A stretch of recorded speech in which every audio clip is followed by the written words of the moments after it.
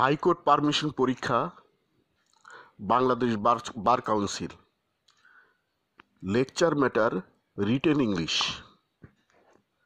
বিজ্ঞ আইনজীবী বন্ধুগণ, হাইকোর্ট পারমিশন পরীক্ষায় ইংরেজিতে প্রশ্ন আসে এবং উত্তরপত্রে ইংরেজিতে লিখতে হয়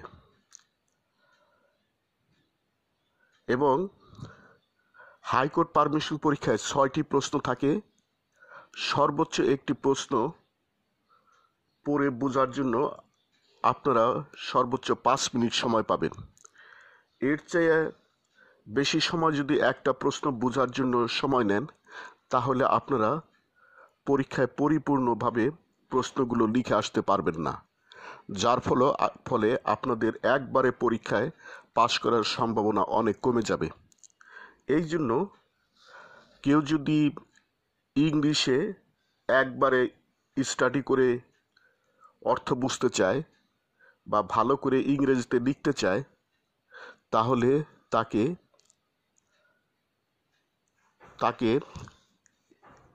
ইংরেজি পার্টস অফ স্পিচটার গঠন সবচেয়ে ভালো করে বুঝতে হবে। আর আপনারা যদি ইংরেজিতে পার্টস অফ স্পিচের গঠনগুলো ভালো করে বুঝেন, তাহলে আপনারা ইংরেজিতে বানিয়ে লিখতে পারবেন, গ্রামার শুদ্ধ করে বানিয়ে লিখতে পারবেন। আর আপনারা একবারে স্টাডি করেই ইংলিশ পড়াটা ভালো করে বুঝতে পারবেন।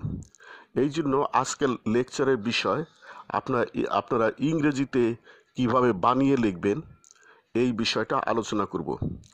তার আগে ইংরেজি পার্টস অফ স্পিচের গঠনটা যদি আপনারা ভালো করে বুঝতে পারেন, খুবই ভালো করে বুঝতে পারেন, তাহলে আপনারা ইংরেজিতে কথা বলতে পারবেন নির্ভুলভাবে এবং ইংরেজিতে আপনারা নির্ভুলভাবে গ্রামার শুদ্ধ করে লিখতে পারবেন। একটা উদাহরণ দেই, তাহলে আপনারা ভালো করে বুঝতে পারবেন। যেমন আমরা বাংলা বাক্য নেই যে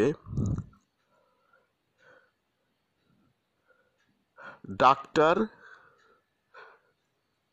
বাড়িতে আসিতে না আসিতেই রুগীটি মারা গেল। ডাক্তার বাড়িতে আসিতে না আসিতেই রুগীটি মারা গেল। এক্ষেত্রে দেখবেন আমরা আজকে পার্টস অফ স্পিচের ভার্বের গঠন নিয়ে আলোচনা করব। ভার্বের গঠন নিয়ে আলোচনা করব এবং অন্যান্য কিছু রিলেটেড বিষয় নিয়ে আলোচনা করব। দেখেন এই বাংলা বাক্যটিতে যে আসিতে না আসিতেই, ডাক্তার বাড়িতে আসিতে না আসিতেই, তার মানে বাংলা বাক্যের ক্রিয়ার রূপ, বাংলা বাক্যে ক্রিয়ার রূপ অথবা ভার্বের রূপ যদি এইরকম হয় যে আসিতে না আসিতেই, খাইতে না খাইতেই, যাইতে না যাইতেই, পড়িতে না পড়িতেই, তাহলে ইংরেজি বাক্যটা শুরুই করতে হবে নো সুনার হ্যাড দিয়ে। নো সুনার হ্যাড দিয়ে। এখানে আরেকটা বিষয়, এই বাংলা বাক্যটা পুরো বাংলা বাক্যটা যদি আপনারা খেয়াল করেন, তাহলে দেখবেন যে এখানে মূলত 2টা বাক্য আছে। একটা হলো ডাক্তার বাড়িতে আসিতে না আসিতেই, এইটা একটা বাক্য। আর আরেকটা বাক্য হলো রুগীটি মারা গেল। এই দুইটা সিম্পল বাক্য যোগ করে একটা কমপ্লেক্স সেন্টেন্স, যৌগিক বাক্য তৈরি হয়েছে।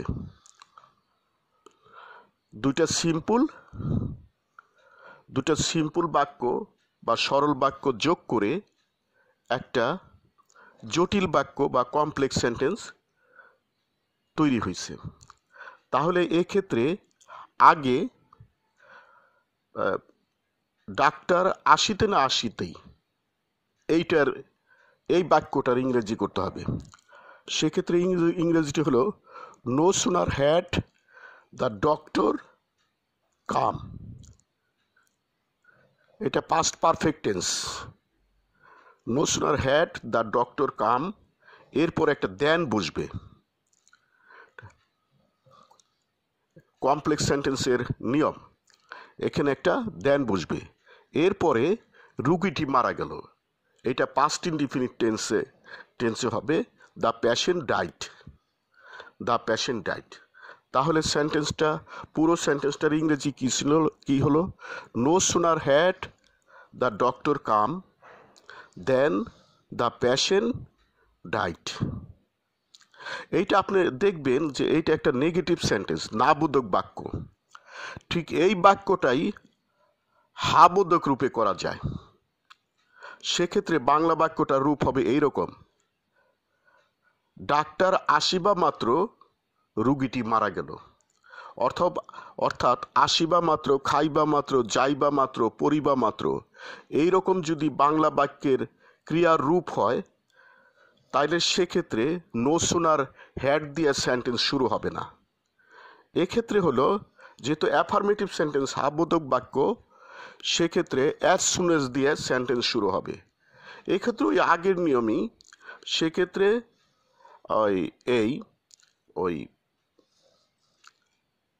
সেক্ষেত্রে সেক্ষেত্রে আপনাকে ওই ডাক্তার বাড়িতে আসা মাত্র এই বাক্যটার ইংরেজি আগে করতে হবে।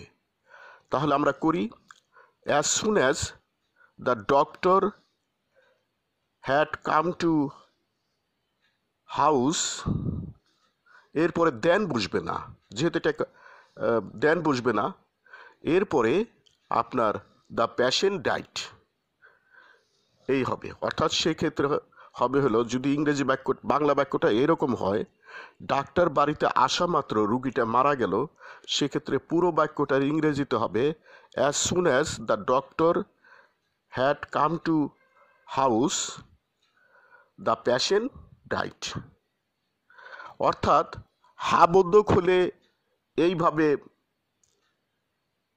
হাবোধক জটিল বাক্য হলে এইভাবে ইংরেজি বাক্যটা করতে হবে, আর নাবোধক বাক্য হলে ওই আগের নিয়মে ইংরেজি বাক্যটা করতে হবে। এইরকম চেহারার, এইরকম ক্রিয়ার রূপের চেহারার লক্ষ লক্ষ বাক্যগুলো একই নিয়মে ইংলিশ হবে। অর্থাৎ যদি এই বাক্য দুটার ইংরেজি আপনারা ইংরেজি করতে পারেন, তাহলে আপনারা ঠিক এইরকম লক্ষ লক্ষ বাক্য আপনারা ইংরেজিতে লিখতে পারবেন এবং বলতে পারবেন, এবং এই ধরনের বাক্য স্টাডি করেও আপনারা বুঝতে পারবেন। আজকের লেকচার সমাপ্ত।